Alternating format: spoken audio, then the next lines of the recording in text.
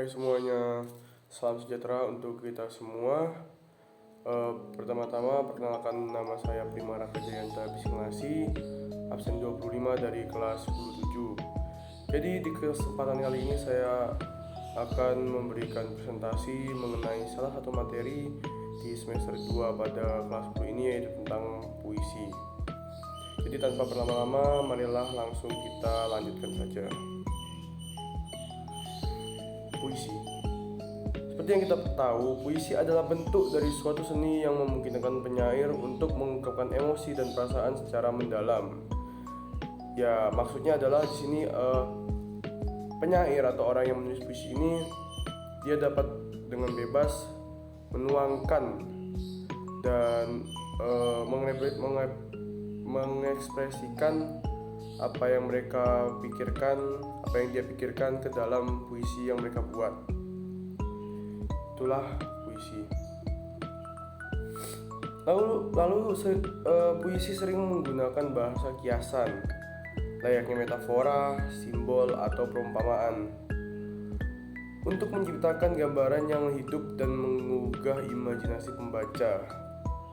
Maksudnya di sini adalah, ya kalau kalian pernah baca puisi ya pasti kalian tahu.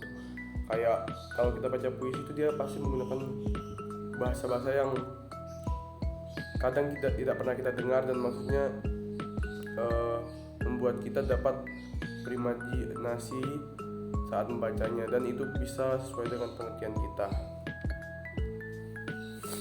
Lalu puisi itu mempunyai struktur yang berbeda-beda loh, termasuk bait, baris, atau pola yang teratur.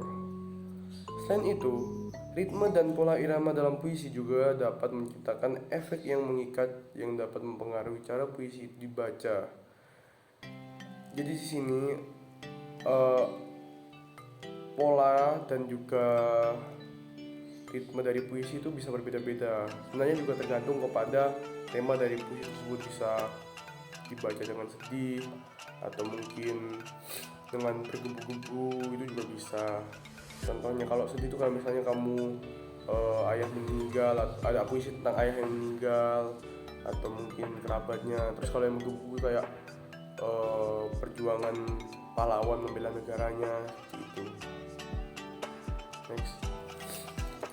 Terus puisi juga memberikan kebebasan pada penyair untuk mengungkapkan diri dengan cara yang unik dan tidak terikat oleh aturan-aturan yang kaku. Ya, jadi hal ini seperti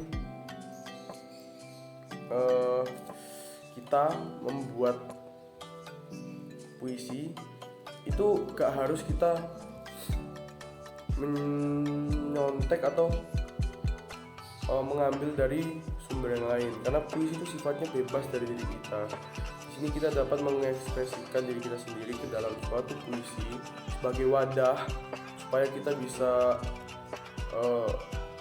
meluapkan emosi-emosi yang ada di diri kita. Ya, bukan hanya emosi kalau kita marah aja, tapi kalau emosi kesedihan atau lagi senang, gembira, itu juga bisa untuk ya mengkritik politik juga bisa. Next.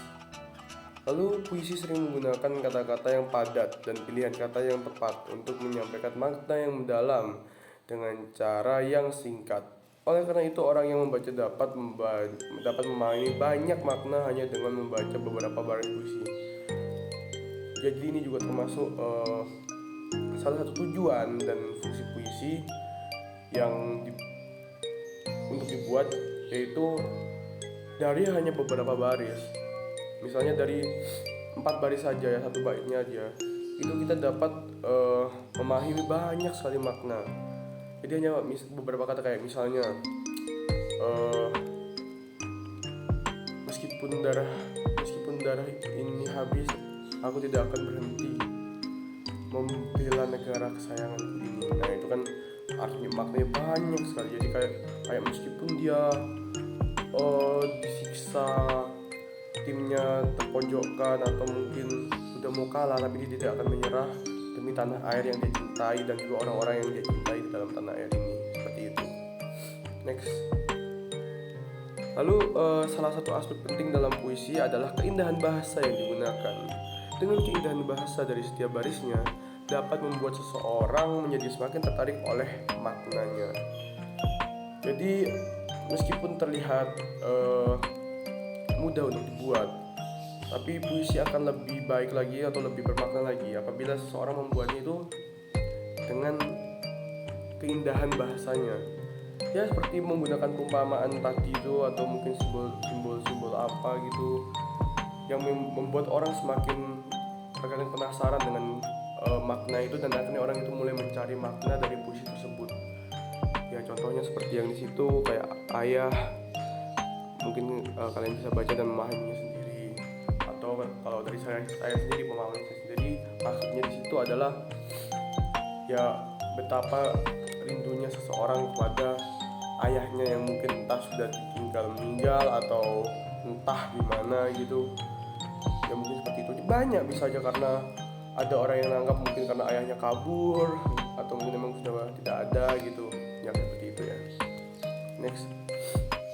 Jadi puisi itu bisa memiliki pesan yang kuat yang dapat mempengaruhi pembaca secara emosional, intelektual, atau bahkan sosial.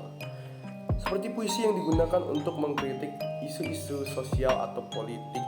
Nah, di sini juga selain puisi bisa menunjukkan emosi diri kita, puisi juga bisa digunakan sebagai wadah untuk mengkritik isu-isu yang ada di sosial atau juga bahkan politik. Itulah yang bisa diambil dari kelebihan puisi. Jadi enak kalau kita sudah buat puisi itu, sebenarnya gampang. Oke, lanjut. Puisi seringkali menggunakan bahasa kiasan. Oleh karena itu pembaca memiliki kebebasan untuk menginterpretasikan puisi sesuai pengalaman dan pemahaman mereka sendiri. Ini poinnya hampir sama dengan yang dua sebelumnya. Tapi di sini maksudnya itu karena bahasa kiasan yang digunakan oleh puisi atau bahasa-bahasa seperti perumpamaan yang digunakan oleh puisi itu para pembaca dapat memahaminya itu bisa dari pengalaman atau pemahaman mereka sendiri. Jadi gak harus sama, cuman sesuai yang bisa mereka ambil. Jadi gak harus, bisa aja tujuannya malah salah gitu. Tapi biasanya puisi yang bagus itu adalah puisi yang dapat dipahami oleh banyak orang dan tujuannya sesuai dengan kenapa puisi itu dibuat, seperti itu. Next. Lalu yang ini adalah puisi bagian penting dari warisan budaya suatu bangsa atau masyarakat. Kenapa? Karena dari puisi cerita-cerita nilai-nilai dan identitas budaya dapat dilestarikan dan diteruskan dari generasi ke generasi yang akan datang. Misalnya seperti tadi yang puisi mengenai isu-isu sosial dan juga politik, itu kalau kita buat sekarang, nanti beberapa tahun kemudian yang akan datang ada orang melihat, mereka juga pasti akan memahami.